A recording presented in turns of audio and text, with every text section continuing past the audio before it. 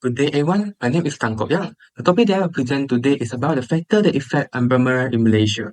I come from BEER3034 Research Method Group C, and I have 5 topics will be present for the introduction and the conclusion. The background of the study is about the unemployment rate will during increasing even the education level and the economic growth will increase. In this period, the pandemic caused the unemployment rate increase without control. So it caused me to do these studies to know which factor influence the unemployment rate in Malaysia.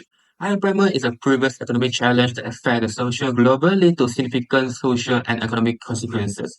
This study is motivated by the need to deep understanding the complex factor influence the unemployment and explore efficiency strategy to managing it.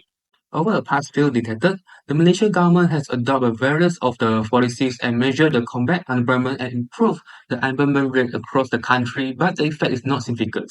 Followed by the theory of Philip curve, the relationship between inflation and unemployment was negative. But look at the graph. The relationship between it is not significant. That's about the research question and the research objective of this study. The significance of the study is to let the government and policymakers know how the factor will affect the environment rate and provide some recommendation for each factor to them. It is because all the factors must have different recommendation to reduce the environment rate in Malaysia. This study will focus on Malaysia, examining about the relationship between inflation rate and environment rate from 1993 until 2022. This period to choose to provide a comprehensive view of economic trends, including versus global and the local economy and events that may have influenced inflation rate and unemployment rate. For the chapter 2, literature review, I'm doing about the theoretical review, empirical review, and methodological reviews. It's based on the 15 journals article that I found and referrings. Different journal articles have different view, so I have analysis each of the journals based on the different view. Well, some of the study have examined about the factors that influence the unemployment rate in Malaysia, but does not have any study focused on analyzing the relationship between pandemic and unemployment rate. So the gap is about the pandemic. The pandemic is not only COVID-19. Pandemic including about the SARS and H1N1. We continue with the chapter 3, which methodology. In this chapter, we analyze the research methodology that apply in these studies. The purpose for this study is to link the computation frameworks created from the research and also following chapter empirical result presents. For the research frameworks, we have 3 research objectives and 3 research questions, and the method to analyze the data. Next is about the theory frameworks. For the first independent variable is about the inflation rate. This variable is supported by the theory of Philip curve. For the second independent is about the GDP growth rates. Variable is supported by the theory of Foucault law. For the third variable is about the populations. This population is supported by the theory of endogenous growth theory. For the fourth independent variable is about the exchange rates. This is supported by the theory of purchasing power parity, we call it PPP. And the fifth independent variable is about the government consumption spending. The variable is supported by the theory of Keynesians. And the last one for the independence variable is about the pandemic. It's supported by the theory of aggregate demand shock theory. Next, we go to the contractual framework. For the first contractual framework is about the inflation rates. The trigger labors market drives up the wage, which in turn drives up about the contractual spending and increase about the demand of the good and service, which can drive up about the price. The second contractual framework is about the GDP growth rates. As the GDP increase, drive up about the higher productivity levels, employment rate to decrease and the variables. For the third is about the contractual framework about the populations. The legal population and the cost boost economic assumption by raising about the demand of the product and service, which could lead to the creation of more jobs. For the fourth contractual framework is about the exchange rates. A weaker Malaysian ringgit exchange rate results in frozen country being ability to purchase Malaysian exports with less of their own currencies, thereby increase about the amount of their imports. For the fifth contractual framework is about the government's contractual expenditures. When the coefficient of government concession expenditures show a significant positive sign. So the last concession framework is about the pandemics. The COVID-19 pandemics provide a recent and a clear examples of how health crisis and drastically affect by unemployment rates. Secondary data were used to analyze the research analysis. Using the secondary data is the data that have been collected by the past of different parties for different reasons, and this is not directly related to the research topics. This study collected dependent variable, which is about the unemployment rate data from year 1993 until 2022. Next is about the method and techniques of the data analysis. In this study, we will use 2 types of analysis, which is ORS and the dummy variables. The dummy variable is used to analyze the pandemics. So in the chapter 4, finding and analysis, we will use 7 types of the variable, which is the dependent variable is the unemployment rate, and another 6 independent variable is about inflation rate, GDP growth rate, population, government consumption spending, exchange rate, and also the pandemics. In the past statistic, they have tests about the mean, medians, maximum, minimum, standard deviation, sicknesses, and kurtosis of the variables. All the observations have taken about 30 years from 1993 to 2022. The normal sickness is zero. In this study, inflation rate, GDP, population, government consumption spending, and exchange rate get about the negative sickness where the tail is on the left side of the distributions. Well, the unemployment rate and the pandemic record a positive sicknesses. Kurtosis measure how part of the flat of the distribution is. Kurtosis value is 3 indicated a normal distributions. For example, GDP is close to the normal distribution of kurtosis, which is 3.363. On the other hand, other variables have lower kurtosis values.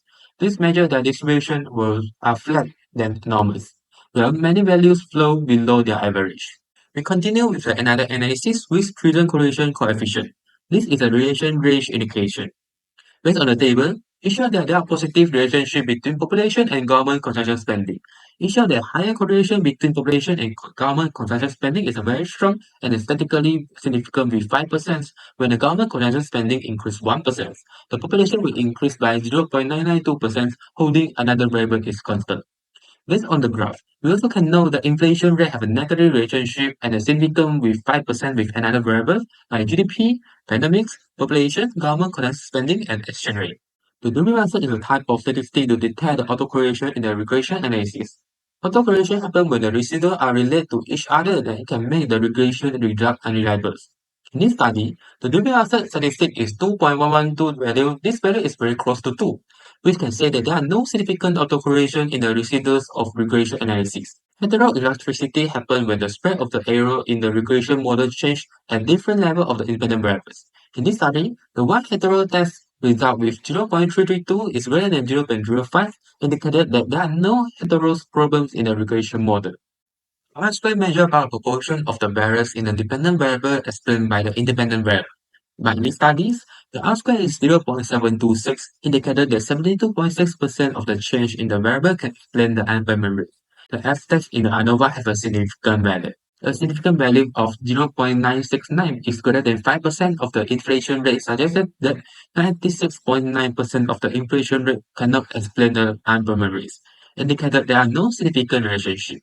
The analysis showed the GDP significance affect the unemployment rate in Malaysia with a significant value of 0.37 is lower than 5%, confirming a significant negative relationship. Supported by the Oku law, as GDP increased, economic growth lead to more jobs and lower unemployment rates. Similar negative relationship have been observed by the study in China, Turkey, and Pakistan. Population significant effect by the unemployment rate in Malaysia, with a significant value of 0.001 lower than 5%, indicate about the significant negative relationship according to the endogenous growth theory. Population will lead to more education and skilled workers. Government consumption spending significance affect the unemployment in Malaysia with a significant positive relationship indicated by the value of lower than 5%. Indicate government spending is associated with a higher unemployment rate. This finding allows with a cynic study in the Uganda, where the wage increase from the government spending will reduce the private sector's labor demand. The exchange rate significant impair the unemployment rate in Malaysia with a significant value of 5%, indicate a positive relationship. A higher exchange rate reduce export competitive and increase unemployment rate. This relationship also observed in Uganda allows that with purchasing power party theories. The analysis show about the pandemics has affected about the unemployment rate in Malaysia with a significant value of 5%. This indicates about significant positive relationship between pandemic and unemployment rate. According to the aggregate demand shock theory, reducing about the consumption spending will reducing about the pandemic lead to the drop of overall demand. Next, we go to the chapter 5. This chapter lays about the grasshopper of the study, the lay about the objective and significance. It highlights about the importance of the comparing this study with previous one of the identified gap in the literature and build it from the findings. By analysis data and running statistic tests, we can insight into how those variables relate to the unemployment rate in Malaysia, studying the unemployment rate from 1993 until 2022. This research aims to provide a key significant and a better understanding of the critical part of the economy. The literature review found a several factors affecting Malaysia's unemployment rate. Previous studies in countries like Indonesia, Uganda, China, Turkey, Zambia, Pakistan, and Alabama show that the relationship with inflation and unemployment have a positive or negative relationship with about unemployment rate. However, in Malaysia, inflation rate does not significantly impact the unemployment rate. This suggests that the inflation rate are not informers affect unemployment rate according to countries. Other Malaysian studies also found a non-significant link between inflation rate and unemployment rate, indicate that inflation rate influence do not affect unemployment rate in Malaysia. There is no consensus in the literature on how GDP affect unemployment rate. Some studies show positive relationship, while another study show about a negative relationship. Once varied by the countries. This study found that GDP in Malaysia, GDP and unemployment rate are negatively related, meaning that GDP grows, the unemployment rate will decrease. This is because the economic growth leads to more business activities and job creations. The population allows significant influence Malaysia unemployment rates. The analysis show how the negative relationship, meaning the population leading a decrease in unemployment rate. This is because the growing population bring more education and skilled workers boosting economic production and job opportunities. Government consumption and expenditure both positive related to the unemployment rate in Malaysia. Increasing government spending and higher exchange rate lead to higher unemployment. Exchange rate freezing affect export and import demands which approach weakest domestic industry comprehensive and raising unemployment rates. Increasing government's borrowing risks about the interest rate, reducing private industry and increased unemployment rates. Pandemics like the SARS, H1N1, and COVID-19 also positive affect unemployment rate.